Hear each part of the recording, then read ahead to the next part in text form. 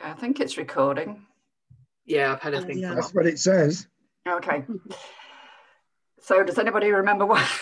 Right, let me find the paper so I can say what it is we're actually discussing. It's Rosina's ethnography, right? Yeah. Yeah. So just before the recording, it's sorry, should have, right. So it's by Rosina Marquez-Reiter, and it was in Journal of Politeness Research 2021, volume 17. How can ethnography contribute to understanding in politeness? Or politeness, as I like to call it.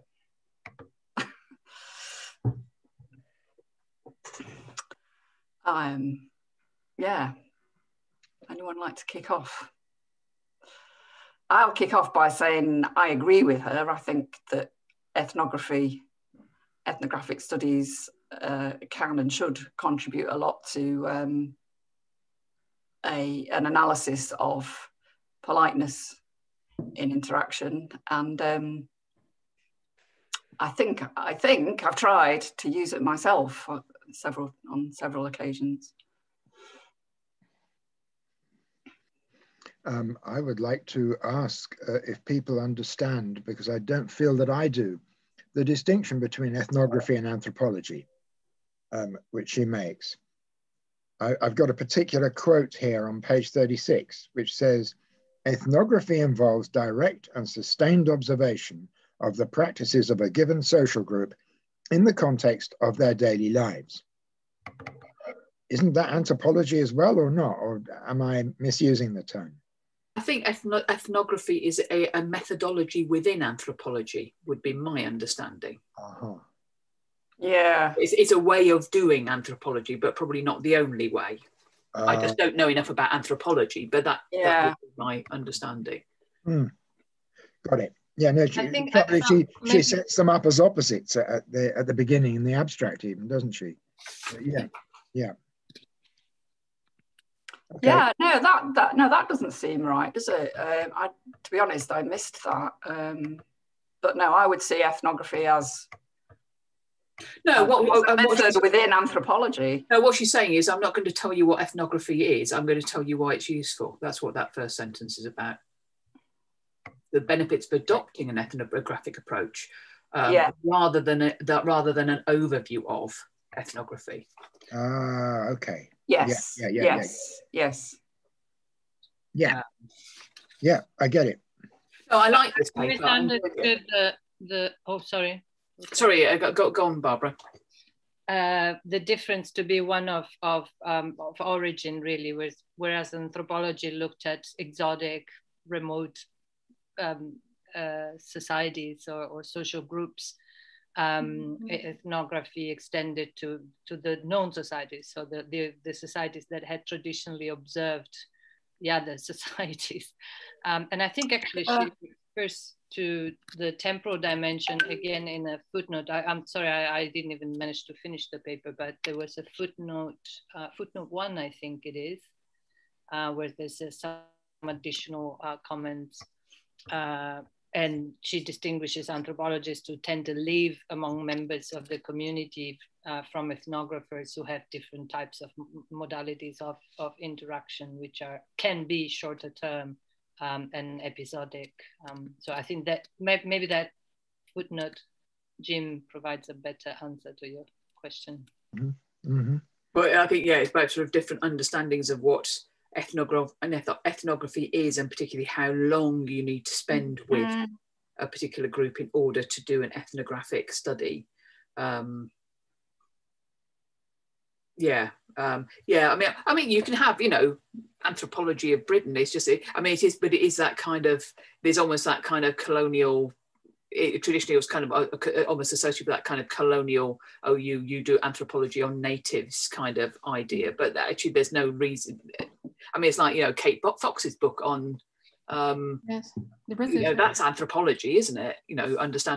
Watching the English. Although, because I thought but isn't there still some sort of general understanding that you're usually the outsider to the community, so you don't have to like go native or, but I mean, well, not to me. Well, there's a distinction between participant and participant observer and all those sorts of things. To me, I think you could be either. It's just a different method. Yeah, exactly. They're both bring their advantages and disadvantages. As an outsider, you can bring perhaps some sort of wider perspective, but as an insider, you also have a deeper understanding of what's going on and are perhaps more likely to be accepted by the community. Yeah. But then does that influence your interpretation of the data? Because I agree. Yeah, but either do, I think. As an outsider, you're going to, that's true. Yeah, of course. There's no such thing as an unbiased outside observer. Of course. Yeah, I think that's the point of departure, isn't it? It's like acknowledging that it's not going to be, there's no such thing as objectivity. So just so long as you know where the researcher is coming from, where their interpretation is coming from, I guess that would be the argument. I suppose perhaps the ideal is to have one of each, and then you can kind of, bounce those things off each other. I mean, in this study, does she say whether she regards herself as kind of a bit of both, really, doesn't she? Yeah, she was saying she's kind of an insider, but her kind of economic position makes her somewhat of an outsider to these, particularly to these particular kinds of interactions. Well, these groups aren't homogeneous, are they? So there's kind of social class comes in there as well as region and nationality, and but it probably means she has a better certainly her understanding of the kind of political context, socio-political context of Latin America is not something I would have access to. But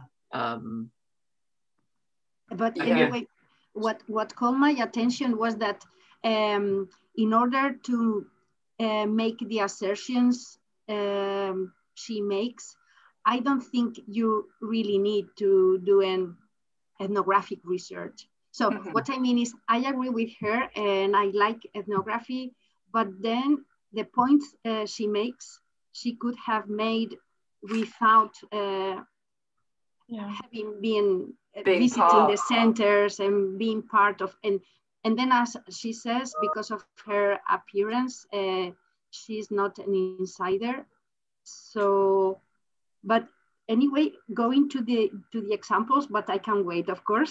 Oh yeah, actually, it's really great to have you here as a Spanish speaker, because obviously I'm utterly reliant on the translation. So that's because in fact, there's something she says when it comes to the examples.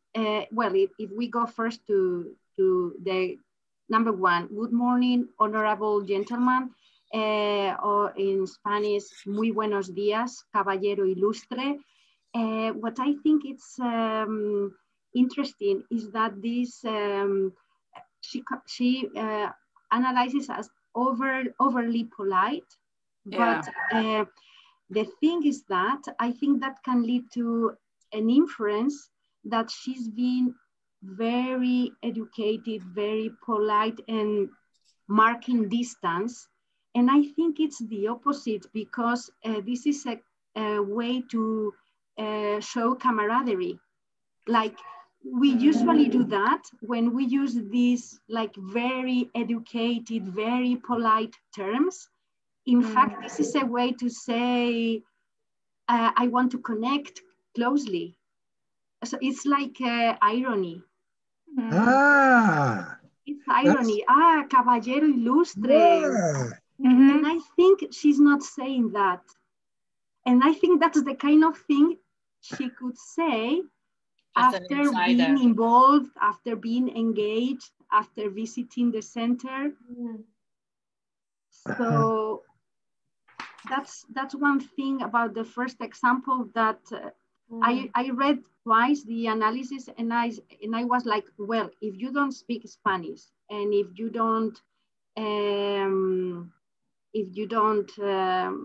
have experience in this kind of greetings, you may think that this guy is trying to be very polite and showing distance showing respect.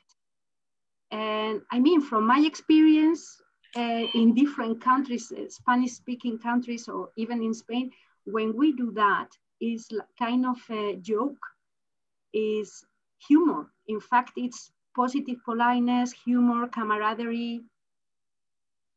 Yeah. So maybe, but yeah, I must admit, I didn't entirely follow her analysis of it, but that could be why there's a kind of it doesn't get a fluent response. It gets a kind of, you know, as if the familiarity or the irony is not appropriate. Yeah, I mean, as an outsider, I could kind of see this wasn't working as a strategy. Yeah. I mean, yeah, obviously, I couldn't understand the strategy, but I could see it wasn't working. It's like the addressee could be saying, like, "Wait a minute, what do you want?" Such familiarity, so familiar, and so so and then eager to approach. Yeah, and then there's another greeting which seems the opposite. Like very informal, you mean? Or? Yeah, which it similarly isn't received well. It seems to me. But can I ask another question about that same line before we move to the next one?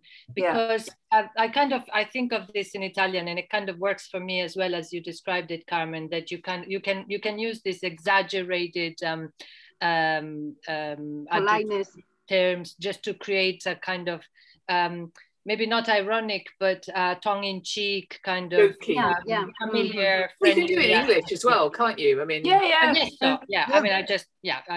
I actually don't have much of a market repertoire, but in English. But I do get that. But this fluent answer of the cook seems to me maybe. Due to the fact that he's not a customer, right? He's coming from a different angle, and so he needs to frame it correctly, as it were, and then needs to redirect the conversation onto the real question he has. So in a way, it's not necessarily that he didn't feel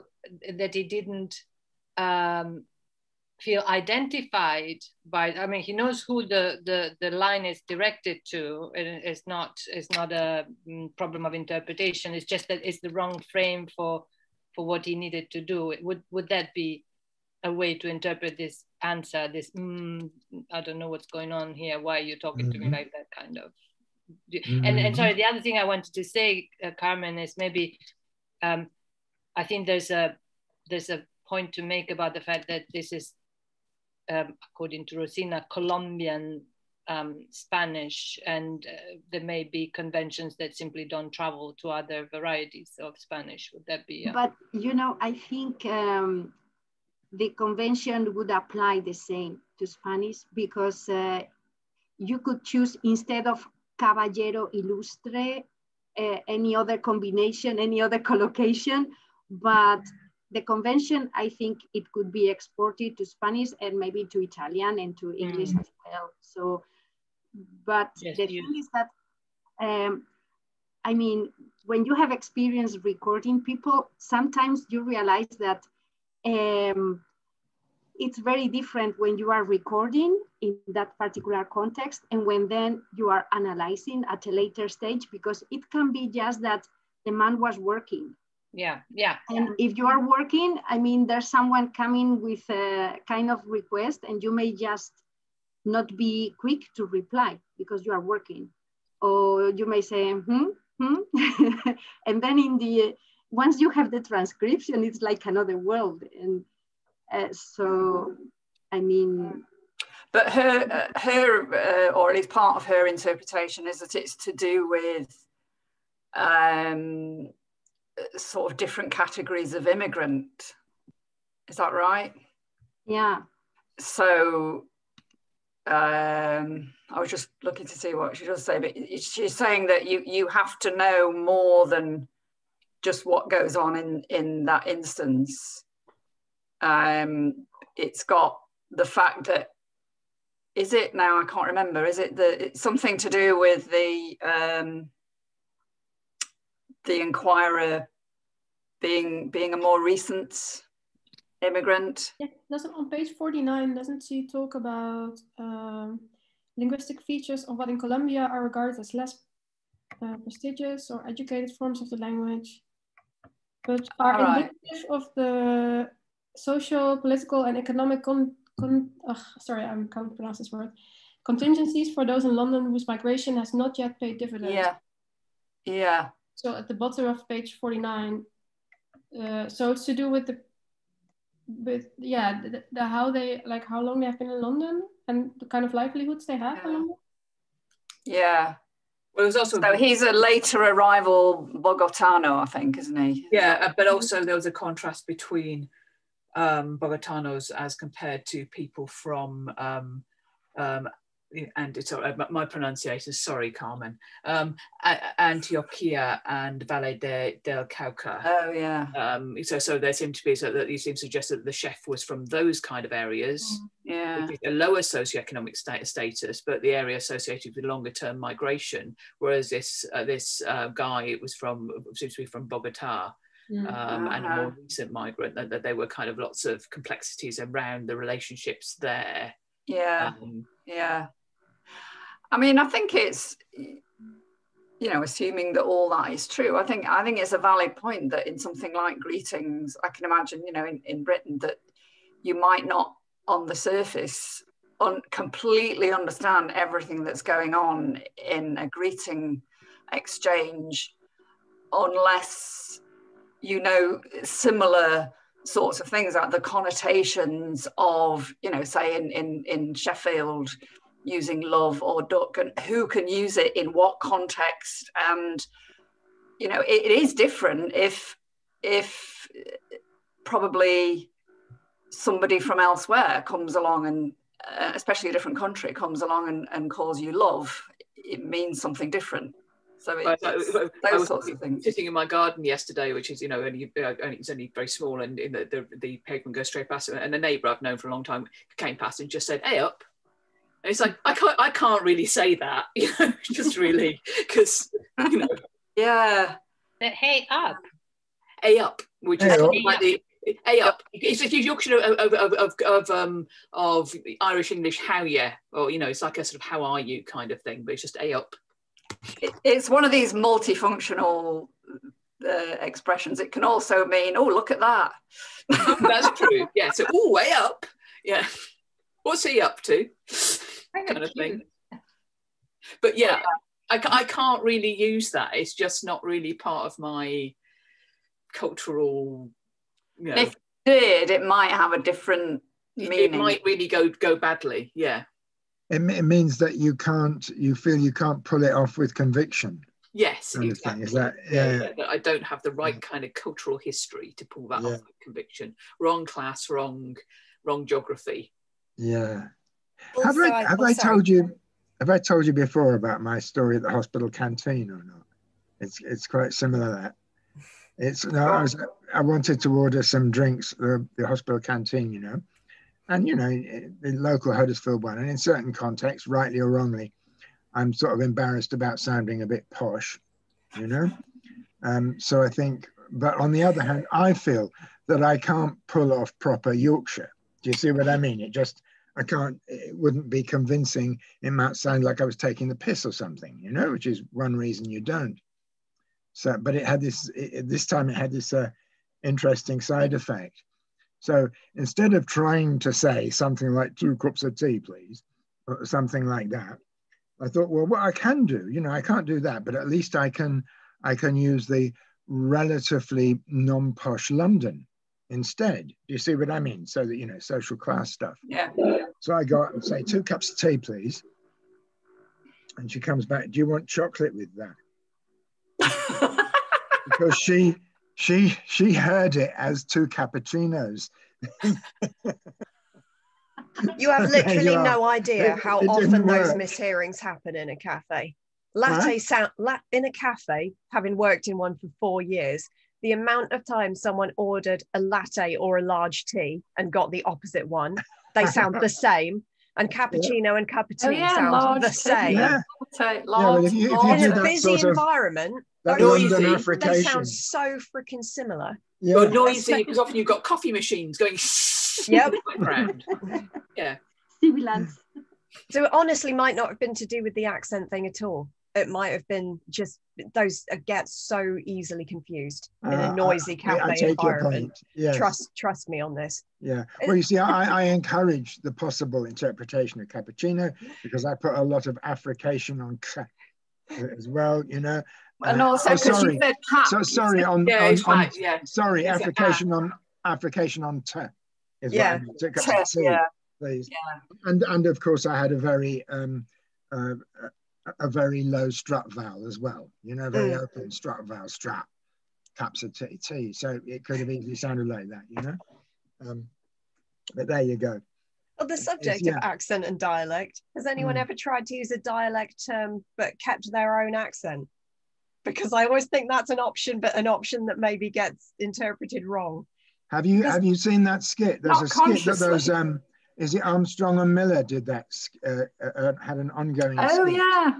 Yeah, you know, they do the RAF pilots doing. Too right, bruv. And yes, they were two very RP sounding guys who were using sort of I want to watch that now. 1990s London street language, you know. Because I caught myself doing it when I was working with two extremely Yorkshire people in the cafe that I worked in. They were very, very Yorkshire, but I can't nail the accent. But I found myself picking up the dialect terms anyway. Because they'd say things like vac up instead of hoover. Yeah. For me, hoovering is the action of using a vacuum cleaner, but for them, vac up was the way you'd say that. So you'd say vac up, not vac up. Yeah. Extremely southern accent. My ex, his view was that to use the word bugger, you had to say it with a northern accent. So bugger.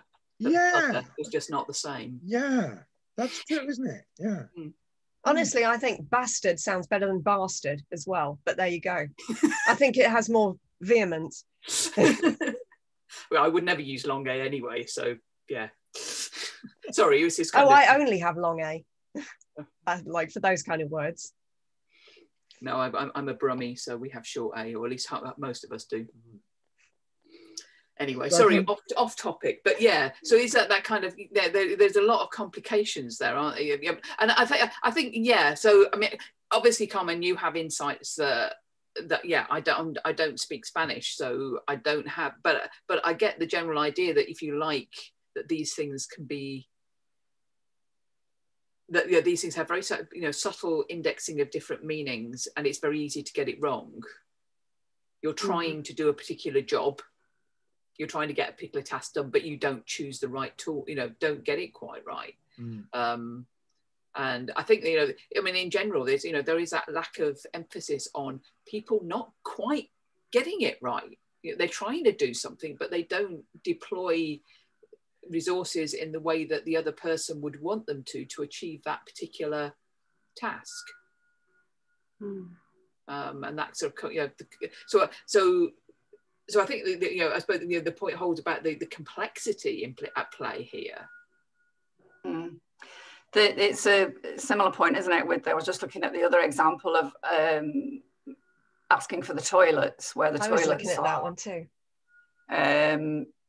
And it seems as if for the person that was asked, it was impolite not to say good morning first or whatever. But for the person that asked, she makes some comments about the difference between directness practices in South America and Spain, doesn't she? Does that ring true with you, Carmen?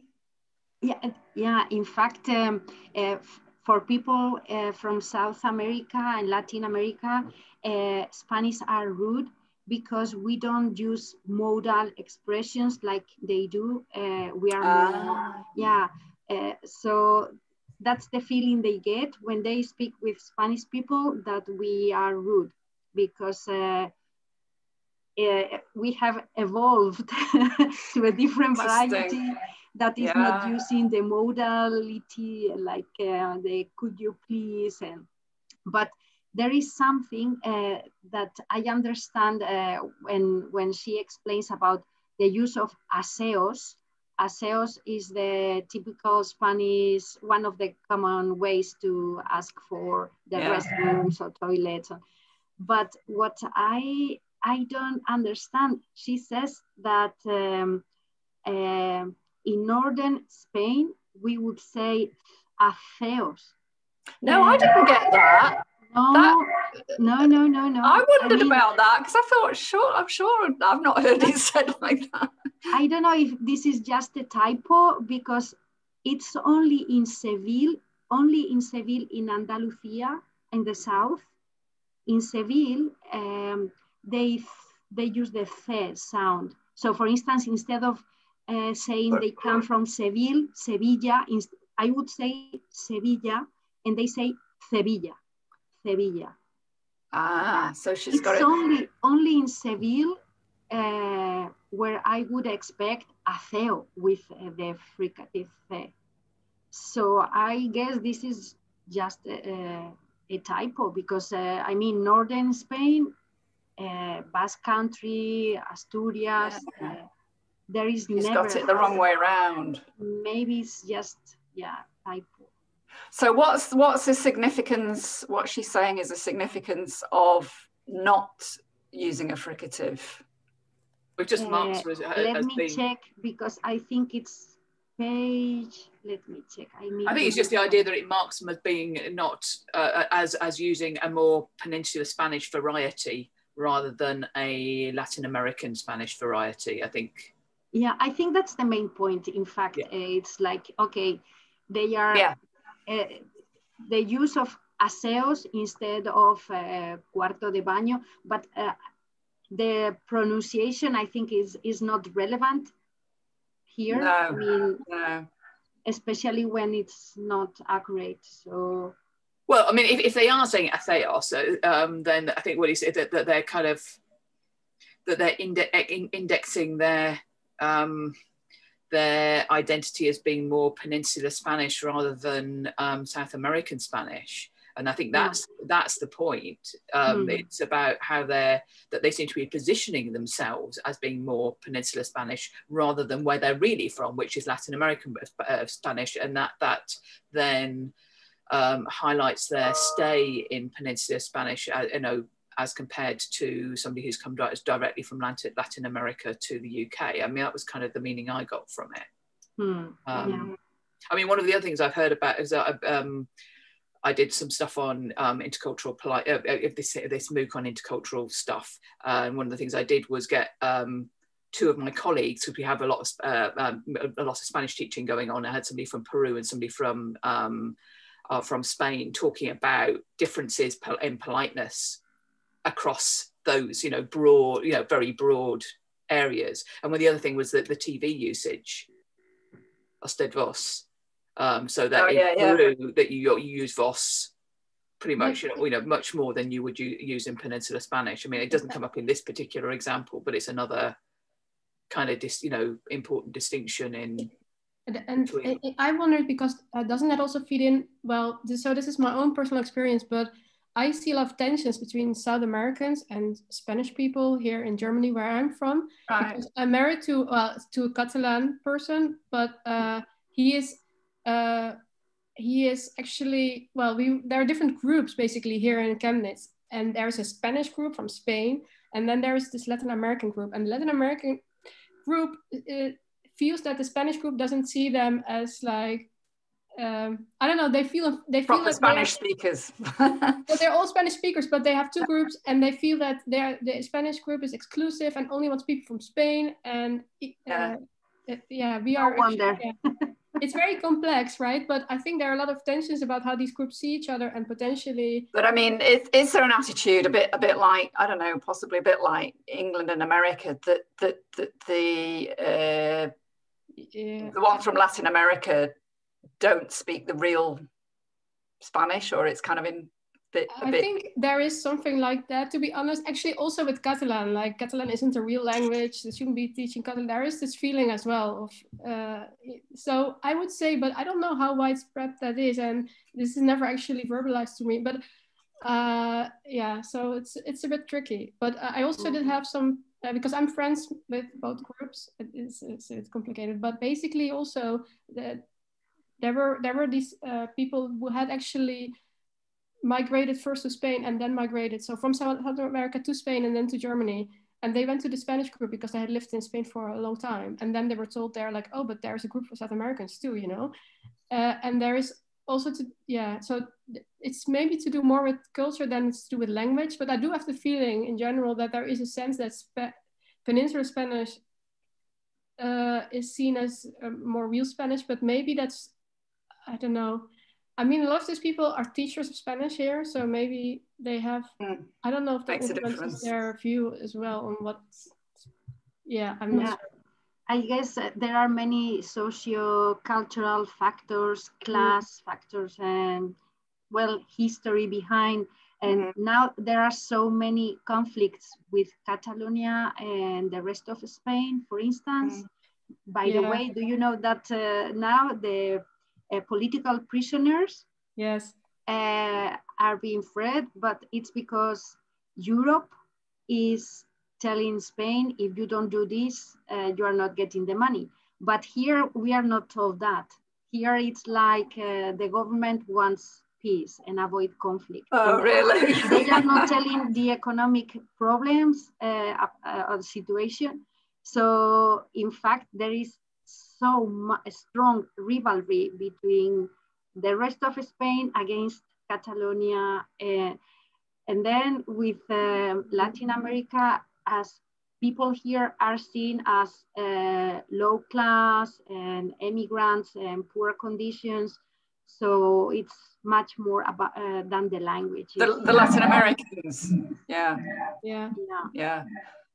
Also, Latin Americans have, I mean, in the Americas, they have a completely different history, don't they? I mean, they were colonized by Spain, the natives were, and also when they migrate to America, they're usually, North America, they're usually low class as well, whereas in Peninsular Spain doesn't have that same history. Though interestingly, in the US, so if they do seem to, when they teach Spanish, it does seem to be South American Spanish, not Spanish, which is interesting, because I did wonder whether actually you would have, because of the attitudes towards sort of the speakers of Spanish in the States, whether it would actually be Peninsular Spanish that was taught, but apparently it isn't.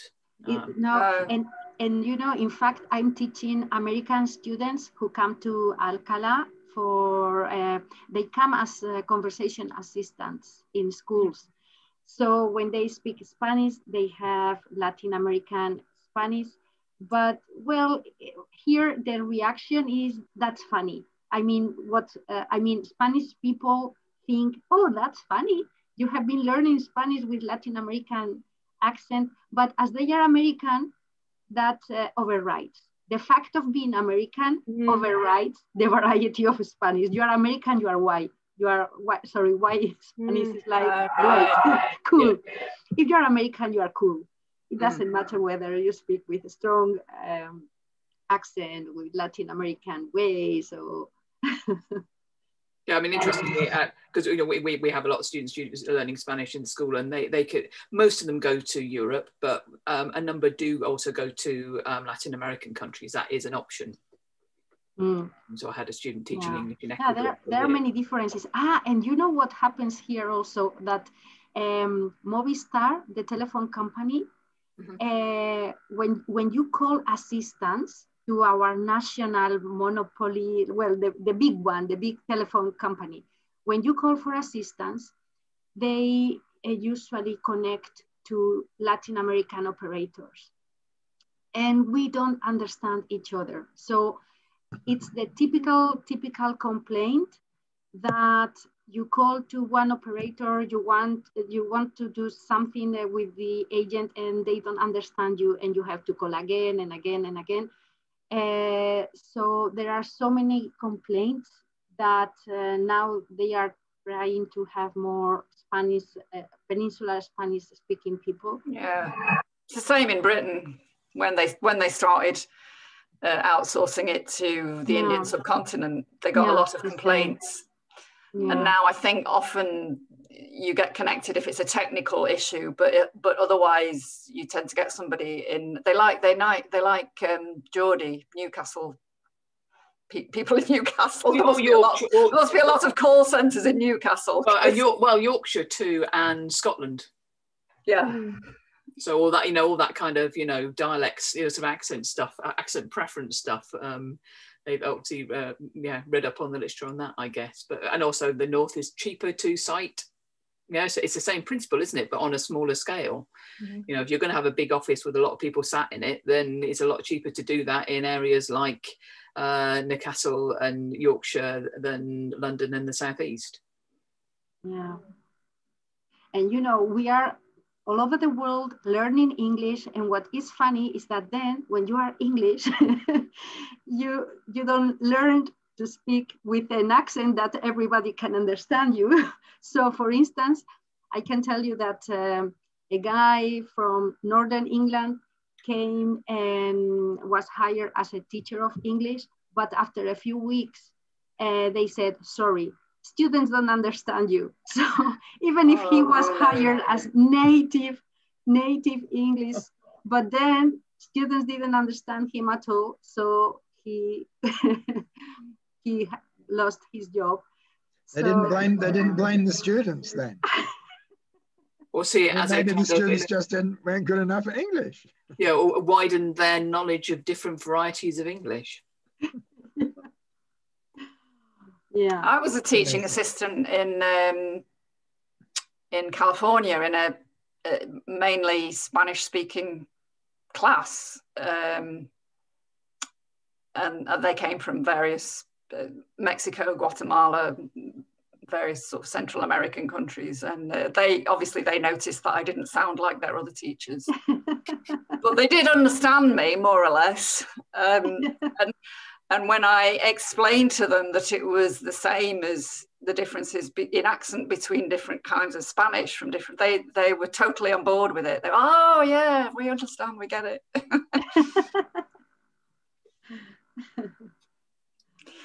Any other comments before we're on the article? Actually, I wondered. Sorry, Jim, are you going to say something? You go, Isabella.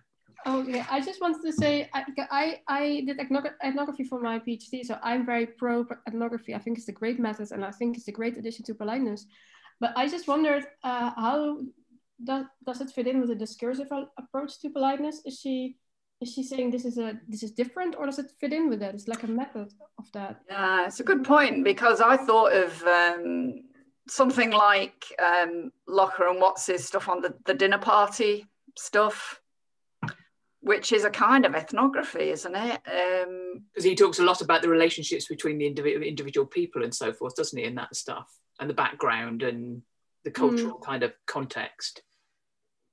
Yeah.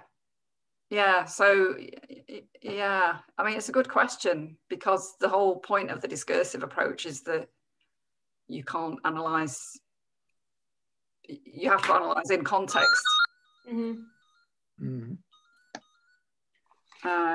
Yeah, so how is I it think different? that the discursive approach makes any explicit claims as to, how extensive your observations should be and what kind of That's true. need to bring. I mean, what it says is that you can see those factors at work in discourse, but it doesn't really explicitly make claims as to. And I think in an ethnographic approach, you would have to explain kind of how you know these things, where it comes from, you whether have to it's evidence it, essentially. Yeah.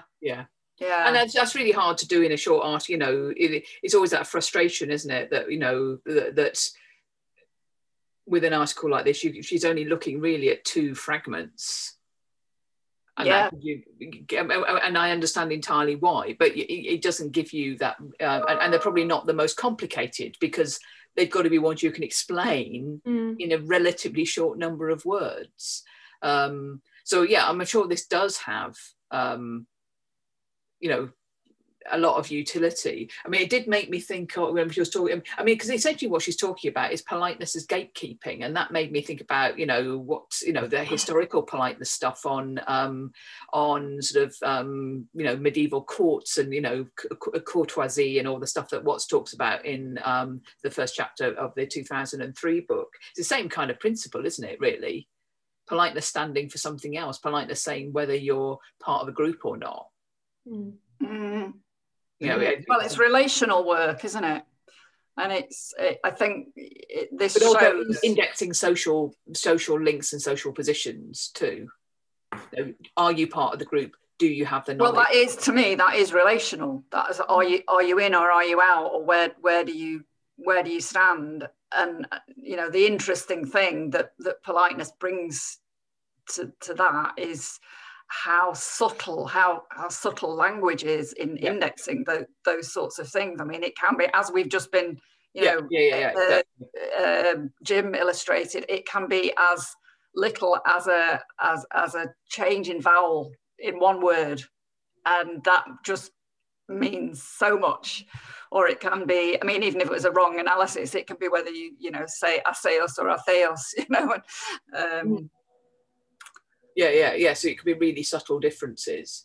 And I mean, I think, you know, what struck me about this paper was, I think it's kind of stuff we all know, but it's no bad thing for actually to somebody to say it. Yeah, I think so. I think making it explicit that the value of ethnography as a method, it's probably not said often enough, I think. I mean, and I'm glad she doesn't do that thing that which other people in similar positions say, nobody's ever done this, or nobody does this, or no, you know, she doesn't say this. She say that. She gives actually a really nice little summary of the different kind of different strands of politeness history, but she doesn't make a big claim to be doing something massively different or hugely new. She just sets it out like it is, and I think that's actually quite, I mean, yeah, probably her ref people should be telling her to say this is really new. Just you get the tick when it's red, you know, oh, that's a 3 rather than a 2. But I actually found that nicely refreshing. It wasn't setting up a straw man to beat down. It was just saying, look, you know, this is a good way to do things, and I like that sort of early setting of the scene. You know, it's just something I would like my students to read and say, look, you know, this is a really good understanding of what the earlier politeness models were like, and what and you know, the shifts that have happened. And I thought that was really nice, and I like that. Yeah. And you know how critical I usually am, so you know. But either I'm in a really good mood because I finished my marking, or could I pick up on a couple of things in the second example there that I'd like to ask about? One of them relates to the sort of relational stuff you were talking about just now. Well, the question is, why does this woman take exception so much to this manner of asking for the toilet? Yeah. Is it because, I mean, okay, on the face of it, it's just because she didn't say good morning or excuse me or something, right? But then she, you know, in the commentary, it's these little Spaniards, right? Is it because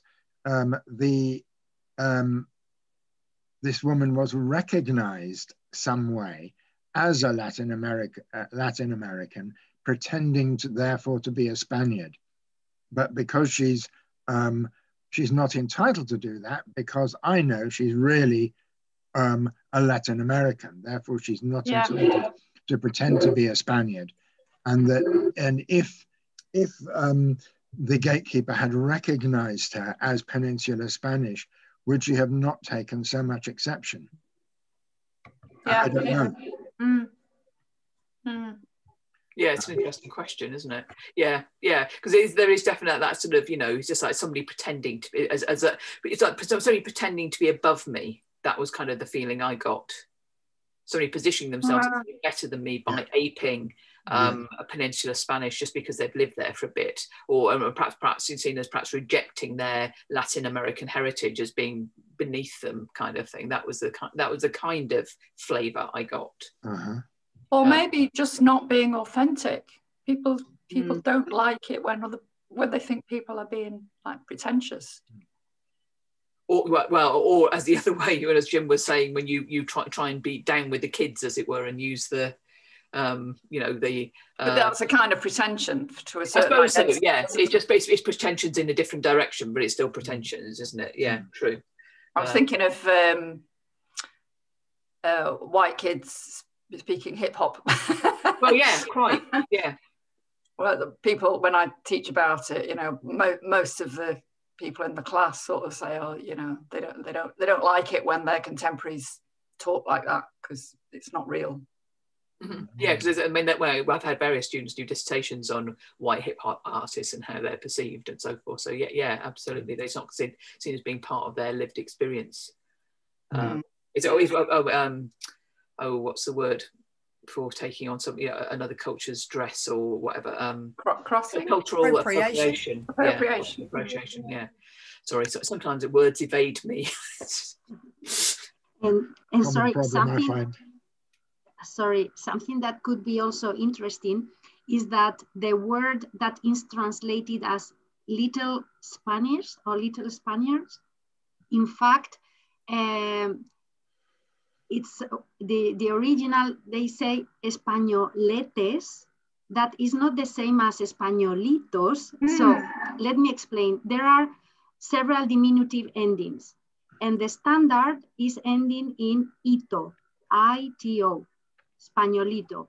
But when instead of I-T-O, you use E-T-E, españolete, that's always despective. Always. It's what? It's always what, sorry? Despective. No, what do you say? Despectivo. Despective, like... respectful. Unrespectful. Oh, disrespectful. Unrespectful. Derogatory. Yeah. That's the word, sorry. Derogatory. Yeah. And I think that's important because the diminutive and ito, can show affection, can show many different meanings, but mainly affection.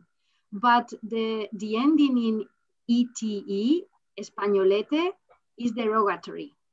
And that's something that is not also analyzed. I think that could have been exploited because she only translates as little Spaniards. But let me check. Yeah. Yeah, she doesn't make any comment about there being an alternative form that could have been used, certainly. And those, I mean, you know, I'm a systemic linguist by training, and those kind of choices, you know, something very closely meaning, but you have a choice to make, and that's always going to be really meaningful. Yeah, I see now the analysis just below the example. She says, beyond the negative categorization of onward migrants from Spain as españoletes, little Spaniards. I mean, maybe you just kind of keep an eye on the word count and how much you can fit in, you know, it's possible. But yeah, it's frustrating when things like that aren't there. I have one other question about the second example.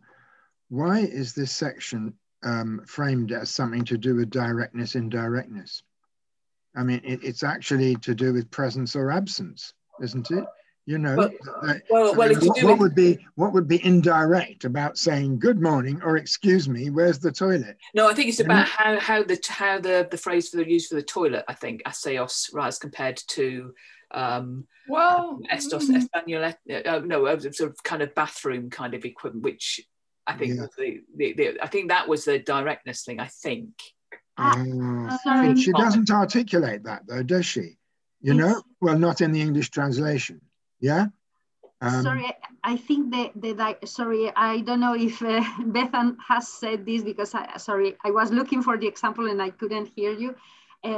When Juan asks, ¿Dónde están los aseos? That's what is framed as direct, because in South American they wouldn't be asking where are the toilets. ¿Dónde están? What would you do in Latin America? What would you do in South American then? For instance, like you do in English, the por favor, me excuse me, could you tell me where? Do you know where? Could you tell me where? That's something like that, yeah? Yeah. I see. Yeah. But she doesn't comment. Yeah, you're right. She doesn't actually comment. I assumed it was to do with, although she translated both aseos and was it cuarto de baño as toilet. But presumably cuarto de baño is something more like bathroom, I guess. Yeah. Yeah, but so, maybe that could also have been explained and further. Because and also, is it line 3? I mean, you know, the reported speech here, is it indirect, free indirect? She in the English translation, sorry, she comes as if nothing, and just like that asked, where is the toilet? Yeah. Is the toilet? Rather than where the toilet is. So yeah. But I think I wondered that as well, Jim, at first, because there's also the thing about saying good morning first, and that's it. That. Yeah. But I think maybe in should we say in folk politeness, maybe they're all the same thing. It's all polite, you know, indirectness. If you think of using could you tell me where as being politeness, then which we would call, well, some people would call conventional indirectness. Not me, but anyway, read the book.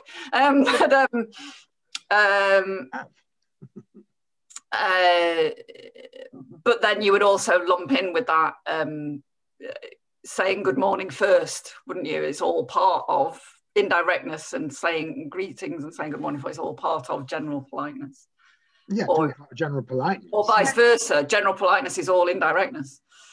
But not necessarily. I thought that maybe, sorry, I hadn't read this, I just read it now, so I haven't really thought this through, but it seems that what she's reacting negatively to is the fact that she was taken for granted. So as if she was standing there to tell people where the toilet is, rather than somebody who had another job and was disturbed in her job. So I think, Jim, that there's no typo in line 3. Is really, she's quoting directly the question that came without a preface.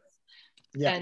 And so it's not because it's polite or not polite, but because it assumes a position that she doesn't recognize. I'm not the information desk. I'm somebody who's got another job, and therefore, if you want to ask me about toilets, you've got to do it in a proper way. Yes, there's got to, I mean, there's got to be some, what do you call it in CA, some kind of introductory remark, something. And recognize her position as something else other than an information. In fact, I'm reading the example again, and if you go to the original, to the Spanish, Juan, line 3 says, entra Nomas, and this Nomas is like without greeting, without doing anything else. Entra Nomas. Nomas is like he goes direct, abruptly, and then repeats. Pregunta sin más. Sin más is like no más. It's emphasizing the fact that there is no other words, no other word before, and this guy goes direct to ask the question. ¿Dónde están los aseos? So there was no greeting, there was no please, could you tell me? There was, where are the toilets? So this is, considered very rude, especially, as I said, for Latin Americans, because in Spain, this would be normal. If you just go and ask, ¿dónde están los aseos? The tone of voice can be polite, and that's no problem, no offense taken. But isn't it to do with so what I'm thinking is, Japan is considered to be an extremely polite place, right? But there are places in department stores, the information desk at the entrance of a department store, when it's okay for you to approach and say, where is this department, or where's this toilet? So it's got nothing to do with the politeness of the language or the people, but it's your position. Roles, so if that's your job, you don't need the preface. But this woman's job was not to give information. So for me, rather than the language or the culture or whatever, it's really how she was positioned by the person asking, wrongly positioned by the person asking that. I mean, I don't know if there's an equivalent role in markets where it's okay not to ask, with a preface. but it felt like a position problem rather than. So like the rights and obligations kind of stuff. That's right. That's right. Yes. Yeah. The entitlement. Excuse me. Maria. Yeah, no, I have to go. I may be able to join you later, but at the moment I have to leave you, to love you and leave you, okay? Okay, nice to see you. Bye. Bye. See you again soon, I hope. Bye. Actually, I have to go too to one of those long meetings that Jim just came out of. And I won't be able to join you in the next session, I'm afraid, but it was lovely to see you all. Yeah, you too, Barbara. Likewise, likewise. May it be productive, Barbara. Yeah. Bye. Bye. Thanks for the bye. See ya. Bye. Bye. In fact, it's one already, so maybe you are changing topic now? We're supposed Officially. to be moving to, well, I would suggest a break, a Zoom break, as it's now called. Could I just make one more suggestion based on Carmen's, not suggestion, speculation. You know, again, of course, as Bethan points out, it's a question of space here. But, you know, maybe in these examples here, what would have been nice is one of those two-line translations. Yeah, a gloss. Where you have the morpheme by morpheme translation. That's true, yeah. Then it occurred to me, if you think about what Carmen said, even that wouldn't actually be enough, would it? You'd have to have in the middle line, you'd then have to have a commentary on it as well, you know, to sort of explain it. And maybe you can never completely. No, but maybe that would be, you know, might there be just in terms of literally typeset or on the page, a way of doing that so that it was more accessible? I don't know. I haven't thought this through, but it just occurred to me. I think even a gloss would help, because it would. I mean, I was using my very extremely limited knowledge of Spanish to pick out things like sin. You know, I know that means without. Sin gas. Agua sin gas, you know, I know little bits like, so I was using that to pick stuff out. But yeah, I think even a gloss would help. I mean, it would, as you say, it wouldn't solve everything, but you would give you an idea of the lexical items being used, even if you didn't perhaps necessarily get all the colloquial meanings from that. But I think it would tell you more than just the idiomatic translation. And of course, one can always argue about idiomatic translations. It's in the nature of translation, isn't it? Yeah, sure. You then impose your own sort of indexicality on it. Of course. Yeah. And even, you know, and even then you're probably, you know, you're probably entertaining multiple possible ways of doing it, and in the end, probably several of which have, you know, pluses and minuses, and in the end you have to just make a decision. Yeah, you have to use one, and you're going to probably lose something in doing that. Yeah. But yeah, and that's what you try. But I guess you try and address in your more kind of qualitative analysis. But I think maybe a gloss would help. Yeah. Yeah, because you get more of the sense of something missing, I think. Yeah. From what Carmen was saying. Yeah. Right. Okay. So Zoom break, guys. Coffee break. Right, or rather, make coffee break. Yeah. What's next after this? Yeah. Right? Yes. So it's Goffman frame analysis. See, this was Andrew's job. Chapter 13. Absolutely. Yes. Yeah, and to know which gas mark it was. Oh God, yeah, I have no idea. No, gas mark lots. Gas mark lots. Yeah, gas mark off the scale. And it's, what date is it? It's the 23rd of June 2021. 5 years since the Brexit vote. Already? What to the day? Huh? Right. Is it? Yep.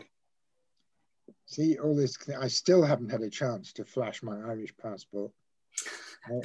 I don't actually have a I do have a passport, but it's not actually in date. It expired in April, and I haven't gotten around to, because really, there's not much for, you know. Yeah, mine's expired now. Yeah, well, this month expired.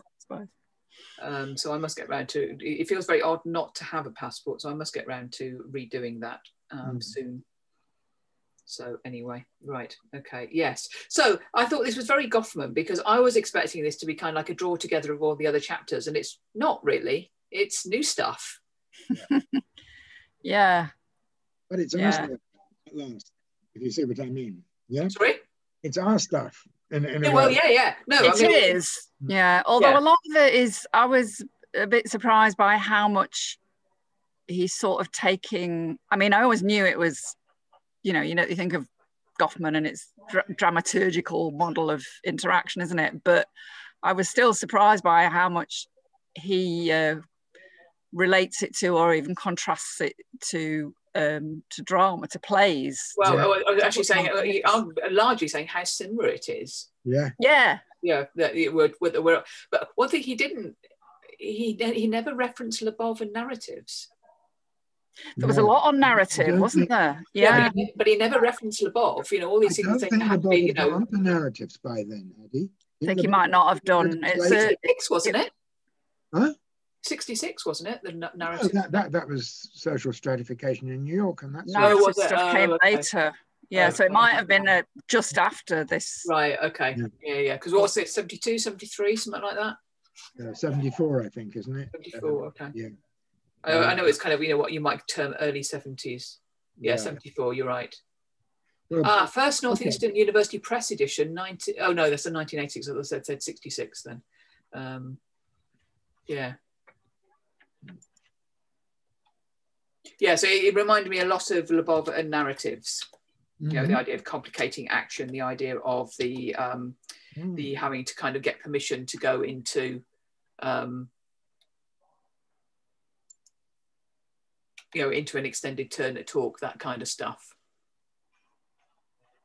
Yeah. Just on page 503, I've underlined something and then put in the margin, is this true? As will be considered in detail in what is to follow, what the individual spends most of his spoken moments doing is providing evidence for the fairness or unfairness of his current situation and other grounds for sympathy, approval, exoneration, understanding, or amusement. So what page are we on? Somewhere around there. 503, the penultimate paragraph. Is that true? Got it. Well, but I think what he's basically arguing that is that it's not transactional, it's not about speech acts, it's about discussing stuff, I think is what he's saying, isn't it? That mostly we're not doing things through language at all. That we're commenting, we're retellings, we're doing retellings of things and putting our spin on them. That was the other thing that made me think about that. It's like, do we spend most of our time narrating? That again, it hadn't occurred to me. Yeah, I know. I think you have to see it as, what I wrote down is not so much talking about talk generally, but about monologues, or it seemed like that at first anyway. Whether it was a narrative monologue or some other kind of monologue. Yeah, so it kind of sounds like he's talking about accounts of things. What in social psychology they call accounting, don't they? Oh, right, yeah. And how you present the account, that's what they talk about in social psychology. Yes. But whether that's mostly what we do, because I don't think of speech acts as necessarily being transactional. To me, transactional. Well, I know, but he seemed to be using them in that way, and I thought that was overly simplistic. Because I think I would probably go with the view that everything is a speech act, pretty much. Yeah. I hereby assert the that action that everything you say is doing something. Yeah. Well, I'm asserting, aren't I? I'm asserting that this is the case. Yeah. However much I might modulate, I'm still saying, I'm still asserting. I think that so and so. Yeah. Oh well, and yeah. I hereby assert. I think that the universities are going in the wrong direction. So to me that is a speech act. So I still think but he seemed to be trying to create this dichotomy between transactional and non-transactional, and arguing that a lot of what we do is non-transactional. I agree with that. It depends on how you define transactional, but think it's interesting for... Can't hear you, Jim. Am I what's-it-id? Oh, you're all right now, yeah. You're all right now. You just went a bit muffled and quiet. Oh, I cleared my throat. Yeah, it was interesting in the sense that, you know, he came out with the thing, right, what we do when we talk isn't mostly not information provision, but show, yeah? Yeah. You know, drama. Now, and that's in a way interesting because I believe my standard thing, you know, what we tell students, it's not just information provision, it's also expressing feelings, getting things done, establishing relationships, you know, that sort of thing. And he's just saying it's show, it's drama. Yeah. And that's an interesting way of looking. I mean, maybe it's true that what we do is what, you know, is searching for grounds for sympathy, approval, exoneration, understanding, or amusement. Mm-hmm. Yeah. You know, I just said that.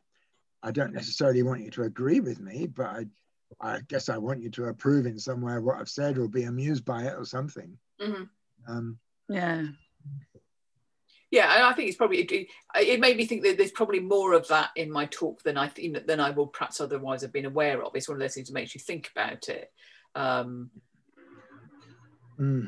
But yeah, but I think there's also, you know, I mean, you know, I think a lot of like family talk is quite transactional about, you know, give this, do that. Yeah. Or I know I'm going to go and make a cup of tea, or, you know, that kind of, I mean, not very. Do you want a cup of tea? Yeah, you know, not deep and meaningful stuff, but just pedestrian getting life done kind of stuff. Yeah. But it's also, the non-transactional stuff goes on at the same time. I think for me, that's the point, is that there's often an assumption that communication, you know, in lay circles, communication is about passing across information. Well, it's partly that, but a lot of it is relational as well. Mm-hmm. But it's at the same time rather than instead. Yeah. It's kind of it's kind of interlaced with. I mean, a bit like that example he gives of the bridge game later. Yeah. The example of the bridge. Okay, so he gives the example of you know, a transcription of a bridge game, and I didn't entirely follow what he was trying to talk about there, but there was obviously that he was obviously contrasting what was said in order to actually perform the game as compared to like a layer of conversation going on around it about other stuff. Yeah, it's much later on, isn't it? It's towards the end. By which point my brain cells were struggling. I do find, I mean, it's just like reading, so I've read... It's from Gail Jefferson, actually, isn't it? So I read Rosina's paper this morning, and it's just like, oh God, this is so easy to read in comparison to this. I don't think it's because we were, you know, in a way more in our field this time. But, what I have read of it, I found it more enjoyable to read than most of the other chapters. I felt. Yeah, and there was a lot of interesting stuff in it. There were times when I just, you know, marveled at his choice of lexis. You know, I thought how wonderful. You know, that you know one often gets with him. That's all. So it's quite pleasing. I think I got about 2/3 of the way in, and I was just kind of, I think probably just too tired really to be engaging with something of this type. But that knowing that if I didn't get it read, then it wouldn't get read. Yeah, I know. Yeah. So I probably didn't get the full value of like the last sort of 20 pages of the chapter, to be honest. And I think also it became a bit less focused at that point, was my feeling. But they said that might just have been me.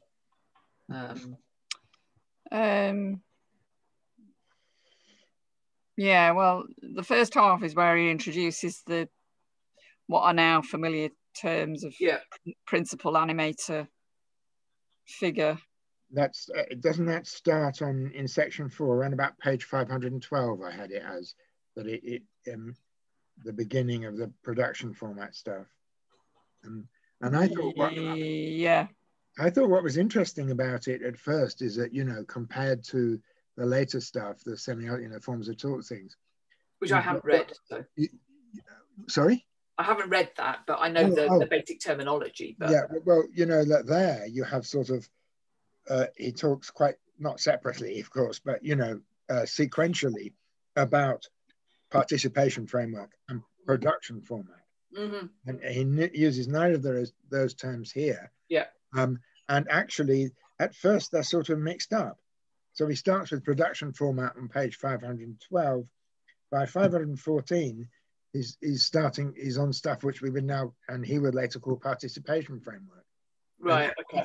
That's quite interesting. It's like he's not coming at it as he did then from let's speak. Yeah. I do find that fascinating. The notion of S and H, you know?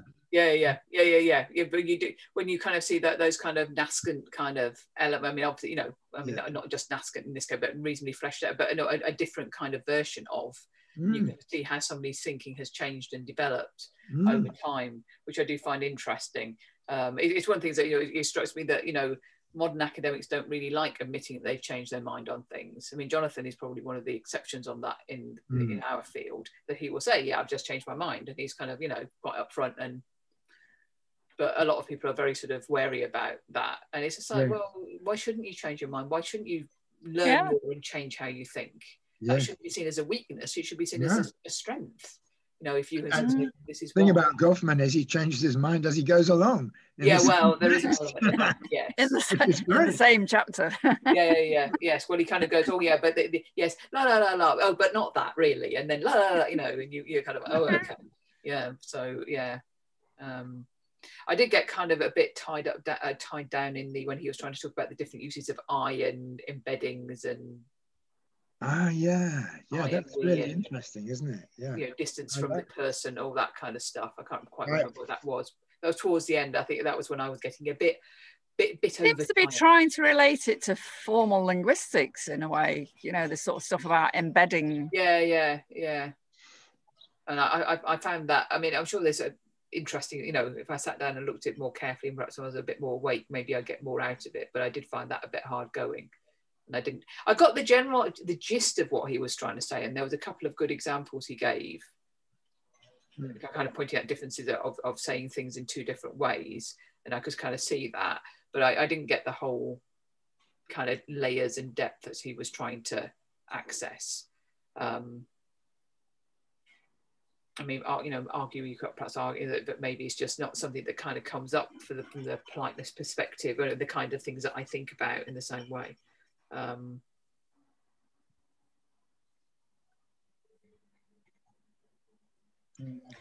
like this sentence. But as with vacuums, nature abhors a performative utterance. Yes, I know. What's that one? Where's that? Yes. 547. Yeah, that's when he's saying about the other ones being much more frequent, isn't it? Yeah. Yes, I did notice that. And it's just like, what? Yes. Yeah. I thought there were some similarities. Go on, Jim. Go on, Karen. I was going to say, I thought there were some similarities or crossovers between what we were talking about this morning and what he says about, he calls it saphors, talking in place of someone else or for someone else, and ventriloquism he talks about, and he lists actually baby talk, ethnic and racial accents, national accents, and gender oral expressions are all examples of people basically putting on a voice. Yeah, and it is another of those moments you're going, what sort of kind of acceptability criteria have changed, sort of, those moments when the period in which writing becomes clear, if you know what I mean, that things that you wouldn't write in the same way now. Yeah, there was one quote which I thought was, that whole idea of, where Brown and Levinson get their idea of model person, that idea of sort of competent, a usable person, isn't it? A usable person? Yeah, he talks about, usable participant. He says, no group in our society seems unable to produce such choppy, streaming lines of change in frame. In other words, we can kind of do these such subtle shifts. And no competent person seems to be incapable of easily picking up frame-relevant cues and ordering his experience of another's behaviour by means of them. But which I can kind of see his point, that anybody who's kind of socialized. I think what he's broadly trying to say is that anybody's kind of socialized can do, and is competent to do this stuff, whereas somebody outside the society may not be able to. But then part of me also think is self-fulfilling, because if somebody can't do it, then you just label it as being non-competent. So if you think of somebody who has, who is, for example, autistic, who may not be able to do that stuff, then they are then just labeled as being non-competent. So you still maintain the idea that everybody can do it, but it could be quite extreme in who it excludes, if you know what I mean. It's not necessarily just children who haven't learnt it yet, or outsiders to the culture who haven't grown up with it. But that idea of non-competence could become quite unpleasant and othering in some senses. It does, I think, to a large extent. That's I mean, isn't that what his complaint about lots of the stuff he's done, about mental hospitals and so on, True. Yeah. Not accepting the voices of others, that don't fit neatly. I'm thinking of my son, who was, because we were in Belgium, and at that time he had a Jonathan Ross alveolar approximant, and because a very trilled one is the norm in Flemish Dutch, he was labelled as having a speech impediment. You see what I mean? Which wouldn't be the case here, He might get it might have some negative evaluations, but it would be non-competence rather than variation. Yeah.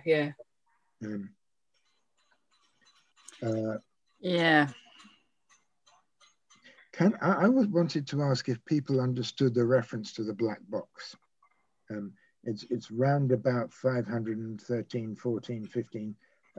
I'm interested in it because I feel that, okay, if we can get something out of this other than, oh, look, here are the beginnings of participation framework and production format, maybe it is, as I say, because he's coming at it from another angle, not the angle he does later, which is straight pragmatic, really, S and H, and deconstruct them, he's not thinking like that. And it's something to do with this black box, as he mentions, but I didn't quite get the reference in terms of where he's coming from in the first place, if you see what I mean. Where does he mention it? I don't...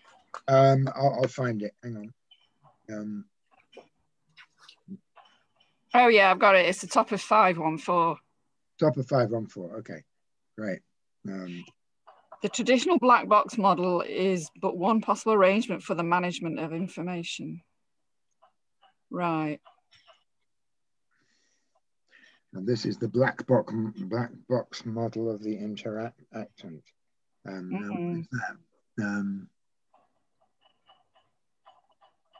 Well, I think the black box model is that you can't see, you can get no insight into somebody's intentions. I think that's what it means. And what he's arguing is that there is going to be, there's going to be leakage. They're going to be tells. I think is what he's saying. Oh, black box in the sense that, the black box contains everything. Well, the black box in there is something there that you can't access. Yeah, you can't access it, but it contains all information. Well, it's like you can't look at somebody's intentions or whether they're being true, telling the truth or lies, because it's. I think that's what it's about.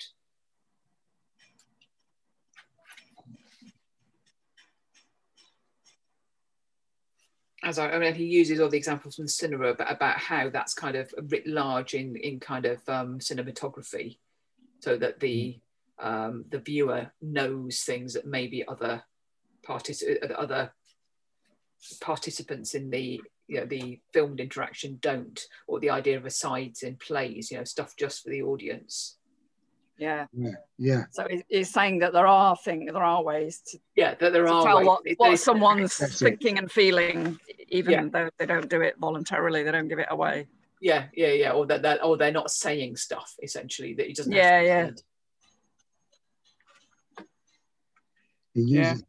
He uses the word secretes at one time. I forget where. Yes. No, there were some nice choices like that. You're right. Yes.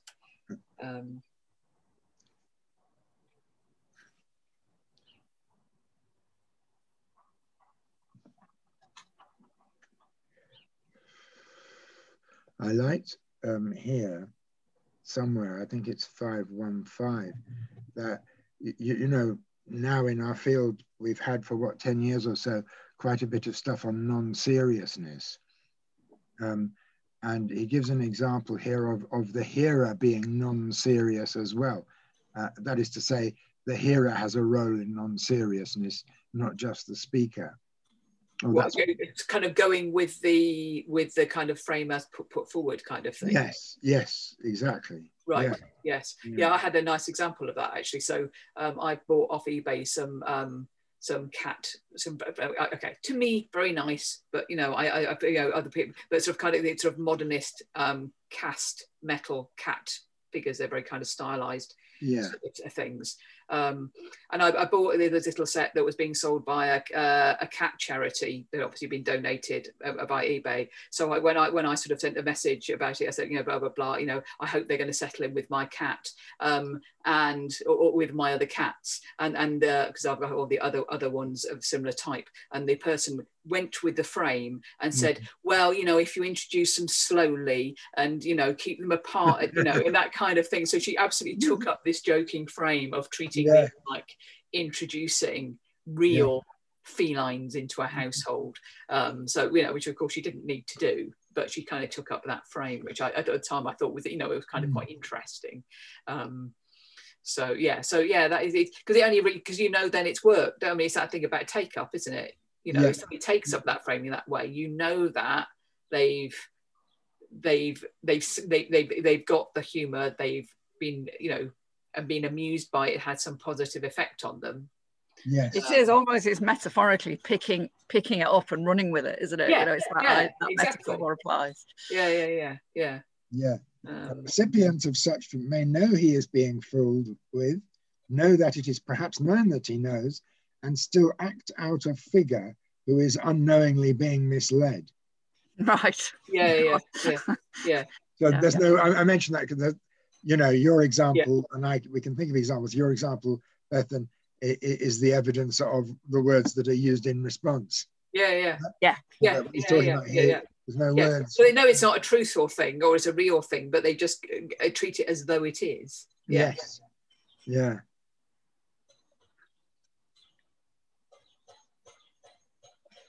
I was interested by, there's a thing about apologies on, there was, wasn't there? Page 543, top thereof. So when you do things, you know, when you make an error or something, when you're, when an individual visibly muffs a task. He talks about, as first time he mentions footing, suddenly accept the actor on a different footing. Yes, That's of a human being who can make mistakes in his carrying out of a specialised role. Yeah, so but I found it interesting because because I've used that quote from him when we wrote that paper on apologies with Andrew about remedial action and kind of making stuff better. I mean, okay, that's perhaps a slightly different sort of apology, but even so. But I thought it interesting this because he said this sort of endeavour is often classified as a form of politeness and hence a type of formality, but in fact is anything but that. Because you have to, this sort of remedy for trouble is to demand of the others involved that they suddenly accept the actor on a different footing, that a human being who can make mistakes. So as far from making you, because the often thing about apologies is that it makes you make me look like a right and proper person because you show how you should have behaved. Here he's saying that you're saying you can make errors, and it made me think of that moment.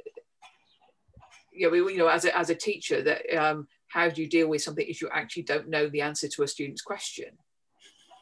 Do you show yourself actually to not be the omniscient expert? Which I do. I mean, I'm quite happy with doing. I'm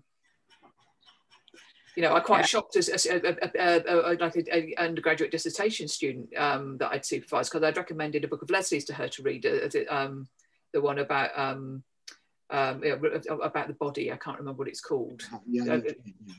Sorry? I know what you mean, yeah. Yeah, there's one about the female, basic commodification of the female body. And I recommended the student to read. And when this student was talking to the current second years about doing dissertations after she'd finished. She said, you know, oh, you know, Yosef, I recommend, I'd like, you know, Beth recommended me this. And I said, no, I haven't actually read it. And she was just obviously deeply shocked. It's just like, yeah, but I know it's there. I can't read everything. You know, I'd like to read it, but, you know, but it was like that, obviously that shocked her in terms of what she thinks of what lecturers are like, and disrupted her view of me or of lecturer, you know. But yeah, that idea that you're forcing people to accept a different view of yourself, and how much you're putting yourself at risk at that point, because obviously if they won't accept that, then you're in, you know, you're in trouble. Yeah. But I'm sure half of that is about how you carry it off, isn't it? It's just, you know, if you present it as not a problem. I think it takes a bit of, certainly in my experience, a bit of confidence to admit that you just don't know. And it's like, I don't know, and I'm fine that I don't know. Or it's like, I don't know and I'll find out, you know, or I don't know, you know.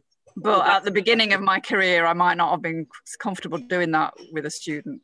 I felt like I had to know everything. Yes, or at least you bluff it a bit, kind of thing. And I'm sure I did a thing like that as well. Or being aware when you're saying something, or answering a question, you were on slightly dodgy ground with your answer, thinking, well, I think it's this. Just check afterwards. But then you get to a point where you can say, yeah, I don't know everything, you know. Perhaps it's easier if it's slightly outside your field, and you can kind of go, yeah, well, I know about. So I have to say, you know, when sometimes they ask me questions about, you know, Chomsky and syntaxes. You know, and beyond MPVP, really, no, probably not. So, you know, I just say, well, you know, sorry, I learned a different model of grammar, of syntax. I think I am, shall we say, are potentially embarrassed about having never read Grice, I think. I feel. Jim, I'll have you taken out and shot. Yeah, obviously, yes, yeah. I think, I can't think of anything else in particular, but, you know, given what I teach, given what I'm into. Yeah, that is quite egregious, I would say.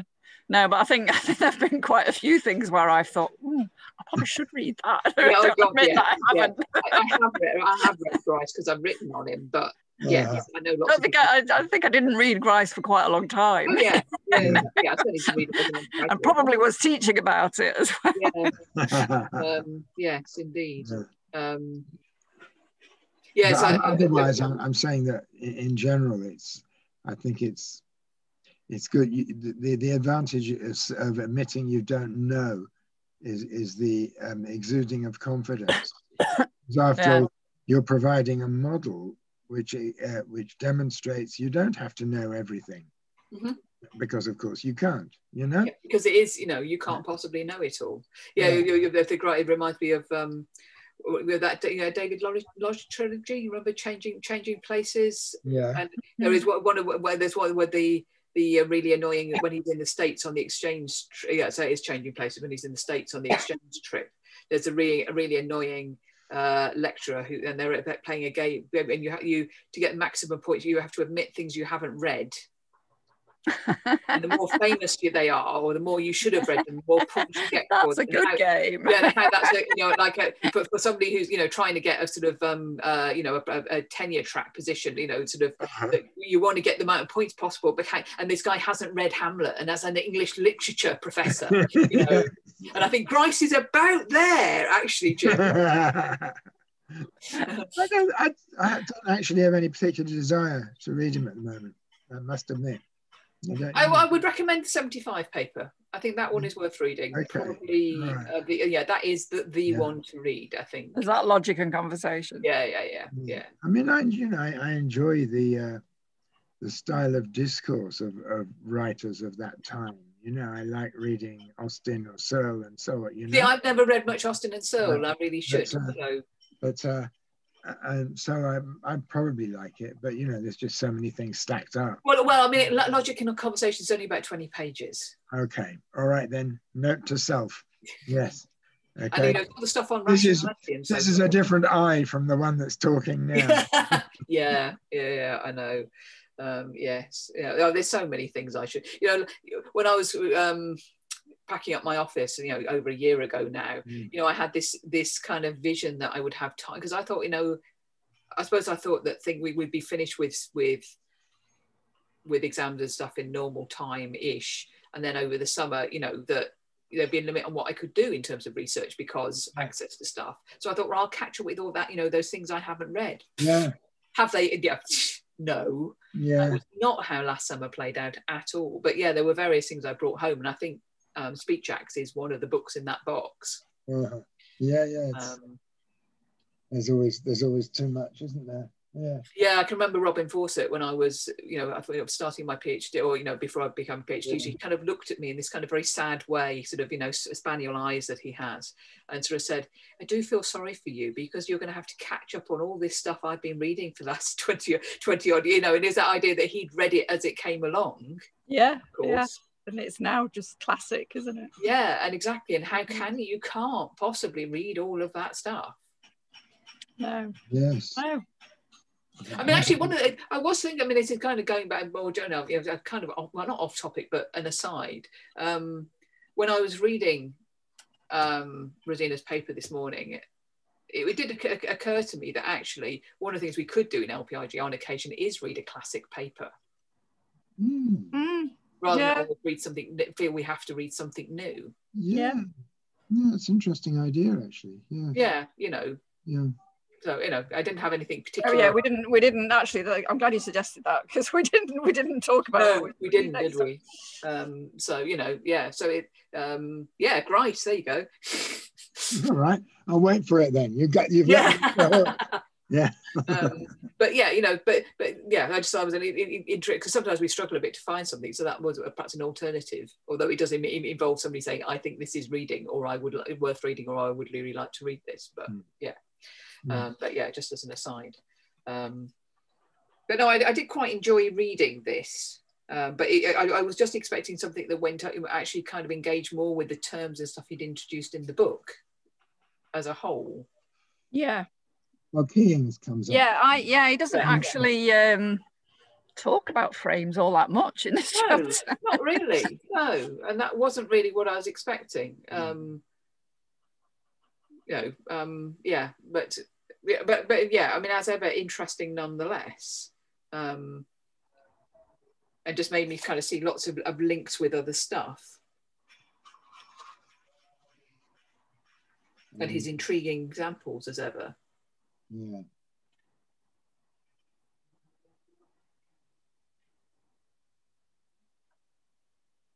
Yeah. He starts off when he gets on to what we will later call production format. So he identifies principle, and then he identifies what he first calls emitter. Yes. And then changes it to animator. Yes, I know. It's that kind of thing. Why don't you just write animator to bloody start with, really? Because as I understand it, the idea of animation is that it includes... It's not just speech. It includes paralinguistic information. But he could have just used the term animator and then justified it. Yeah, well, no, that's what I mean about changing his mind as he goes along. Yeah. He's actually thinking as he goes along. Do you see what I mean? It isn't, you know, that's... Well, you don't expect things to be written like that now. You expect it to be like the polished final version with then the justification. Yeah, I know. And this is like a thinking on your feet sort of thing. And you know, so actually I found it quite an interesting distinction in a way, you know, emitter as purely the physical manifestation, the sounding box, as it were, and so animator as adding some sort of personhood to it as well. Although that raises problems in a way, doesn't it? You know, his example is, you know, you can say hello, and if somebody says hello, then that person's vocal equipment uttering those words and moving the air molecules around is emitting. But you know, you can say hello or hello, and so on, and that was animation. But then, in a sense, that seems to me brings in an element of principalship almost as well. You know, that you are implying some kind of stance to what you're saying by the way you say it. Does it make sense? It's. Well, I think that's why he's kind of arguing that there's always some kind of stance kind of stuff going on, isn't he? That it's not. There's always some shaping, and that kind of goes with that whole idea of it all being a story. It's all a retelling of events. That most talk is retellings, not new recounting. Yeah. Yes. And in which case, the way in which it is animated becomes story in some sense. Becomes part of it, yeah. And then he doesn't get as far as author. He only gets as far as strategist.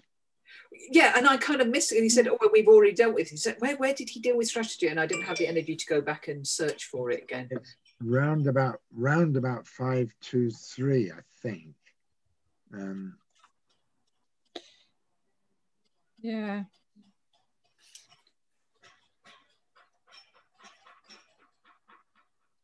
Yeah, well, that's where he talks about figures.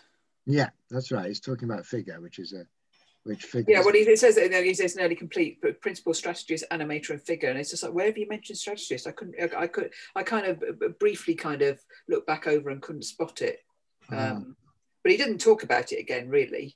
No, so author is a new thing later on then. Yeah. Interesting. And yeah, and the different kind of types of hearers doesn't get dealt with here. It's all about it's mostly about the producer.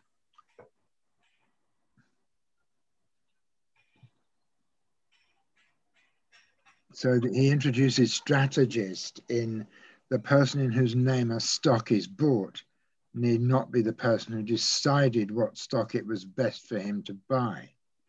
So some sort of strategist function must be allowed. So because it's not the person who decided what stock to buy is not the person whose name the stock is now in, who'd be the principal, I guess. Right. Okay. So he's got a strategist, Right. Well, again, because he's not thinking about language in particular, he doesn't get as far as author, perhaps, because that's. Yeah, well, that kind of strategy in participate would be principal, really, wouldn't it? Would it? Well, it wouldn't be author. Well, once you translate it to language, it would, I suppose. Yes. Yeah. Yeah, they are principal, strategist, animator, and figure, he says. And these are the basic terms, as he calls them now. Yeah. Well, I know, but I mean, to me, in terms of the terms we have in the final version, you've got your principal, author, and animator, and strategist. Deciding what goes in there. To me, strategist would be deciding what would go in there, and that to me would be more principal than author. I suppose it cuts. No, because it'd be after all, it's deciding how what goes in there goes in there. Right. Okay. Yeah. Okay. How you present things. Yeah. Right. So that's the author bit in the same. I don't know what it would be with the stock. How to get rich, or something. I don't know.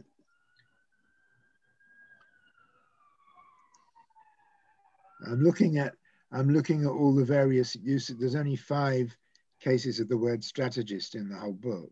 Wow. Okay. Yeah.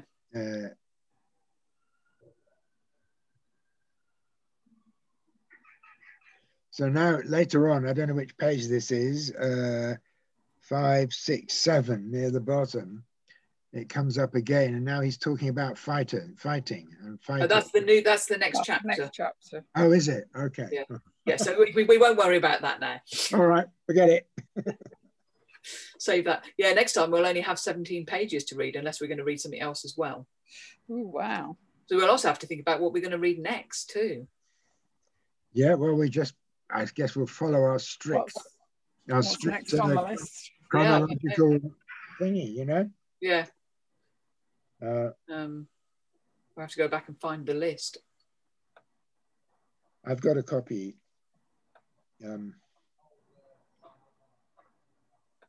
Right. Okay.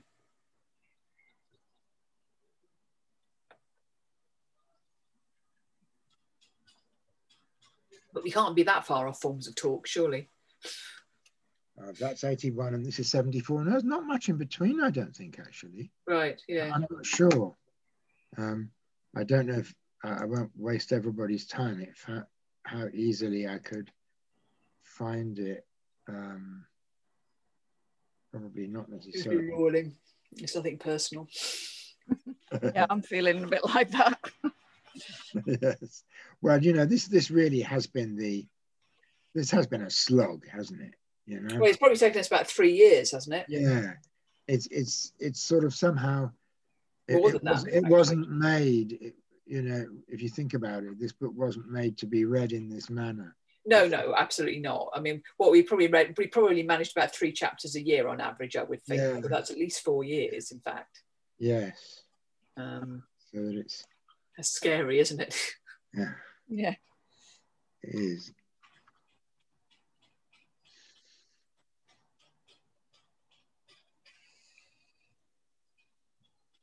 No, I can't find it now. Maybe I'll find it later. I hope I can.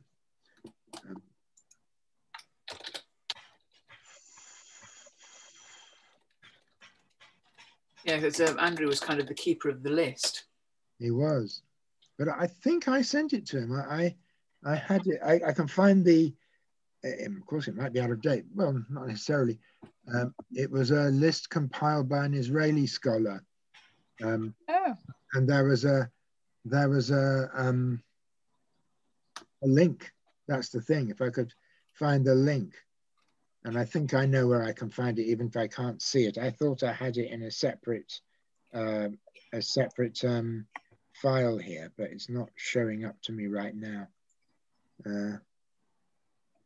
No, not showing up. Never mind. Yeah.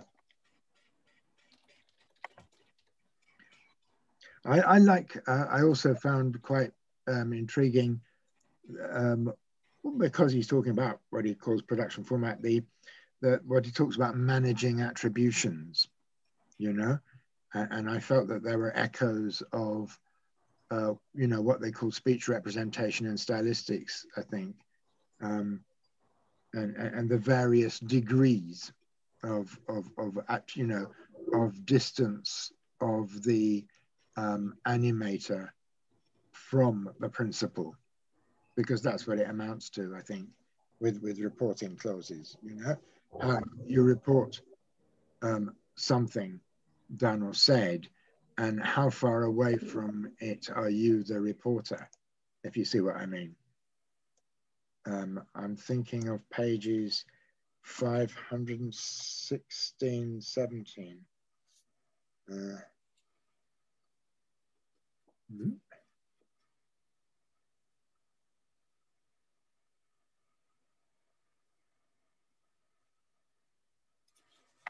500 and what?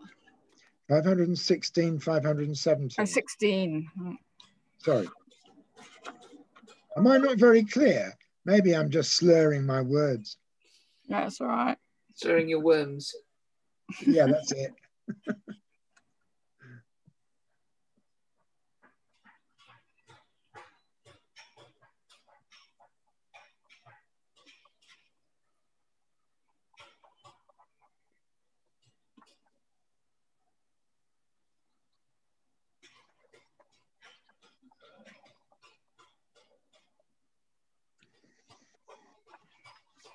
I've forgotten what we're looking for now. Yeah. It's right. At the top of page 517, he used an example of what we would call a reporting clause, I suppose. Right. He would screech, you know, yes. which he calls a connective. Yeah. Yeah? Yes. Well, it's an identifier, really, isn't it? Yes. Yeah. Is one designed to manage attribution to such sources? Yeah. It's how you connect. Yeah. Where the stuff is coming from. Yeah, the source, or yeah, right. Mm.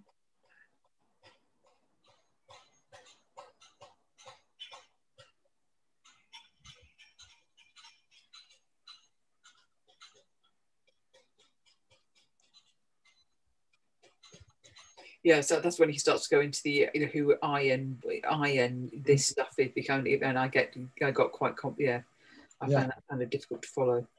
Yes.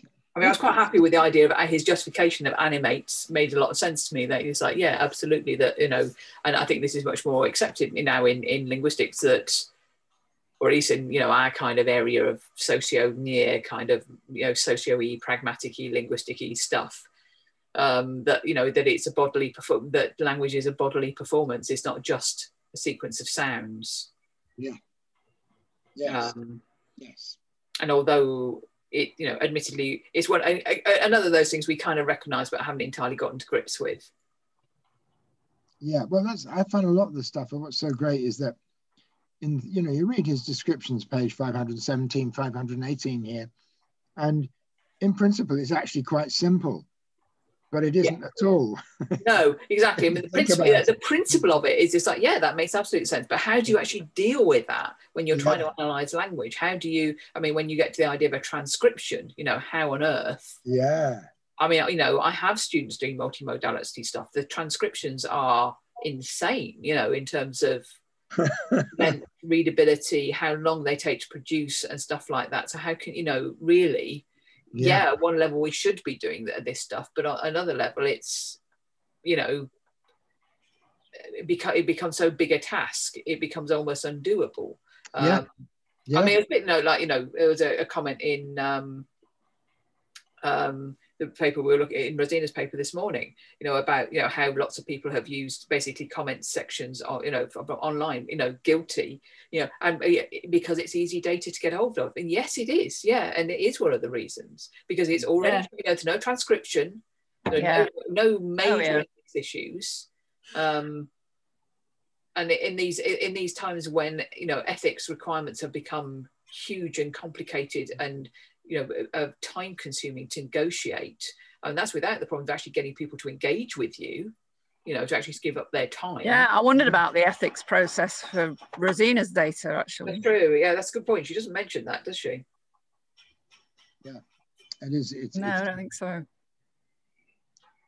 And yet, that's why the. I mean, that's actually one thing that pick up. She said being an insider, it makes the ethics things much easier as compared to being outside. And it's like, well, it does it one way, but it doesn't in another, because potentially you're exploiting your position as an insider. Mm-hmm. Yeah. You know. Yeah. Maybe people feel more obliged to say yes because you're an insider, and is that no, probably not. Oh, but that's not an ethics issue, is it? That's an accuracy issue, yeah, isn't it? No. I mean, as in, no, ethics in terms of whether people will say yes or not. Oh, to putting pressure on people. Oh, yeah. I see what you mean. Yeah. Mm-hmm. Yes. No, it's you know, it's pretty much the stuff that while you're kind of technically not just for you students, you know, it's the same kind of thing, isn't it? Yeah. Because or colleagues, we were told as well. Really? It has to be or preferably an opt-in rather than a direct approach. Right. Yeah, opt-in rather than opt-out kind of thing. Yeah. So yeah, it's but anyway, that's another aside. Yes, it's something else that he didn't have to worry about very much.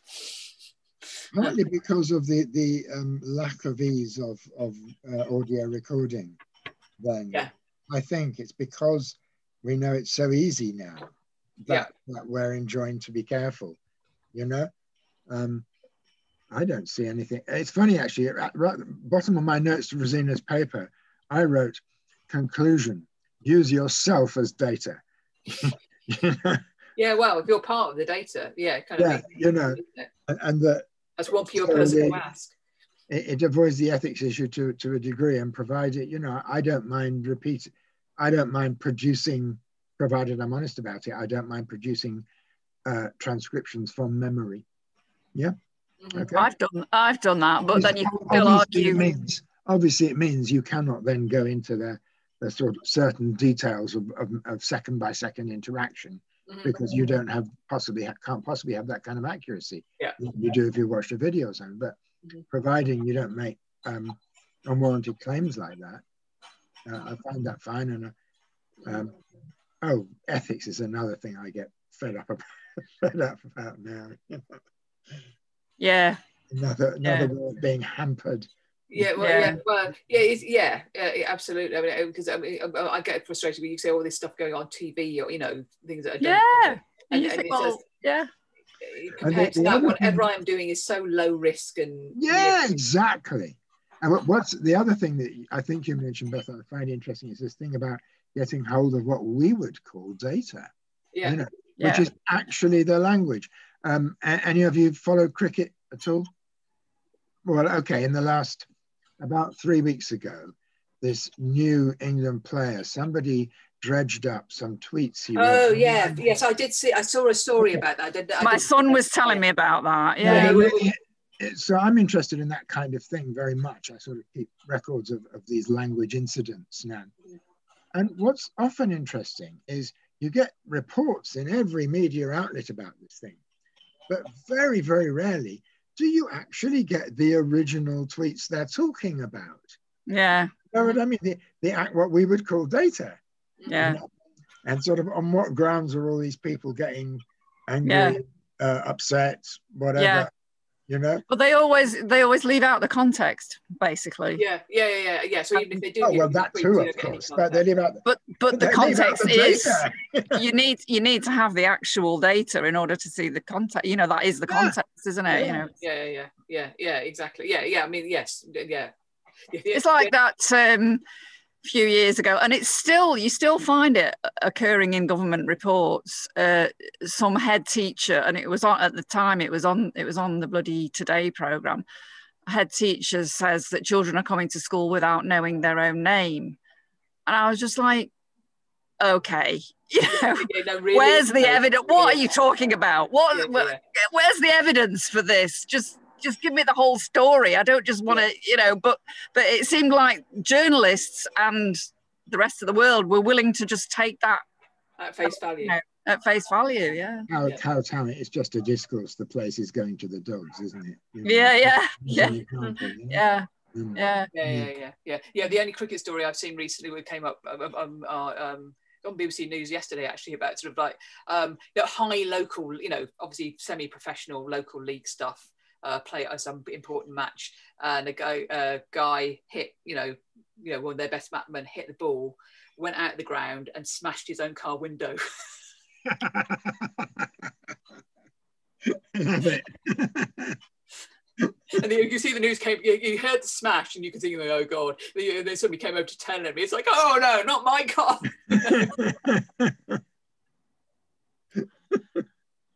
Apparently the club. I wonder if you can be yes. I mean, probably very difficult to be insured for damaging your own car.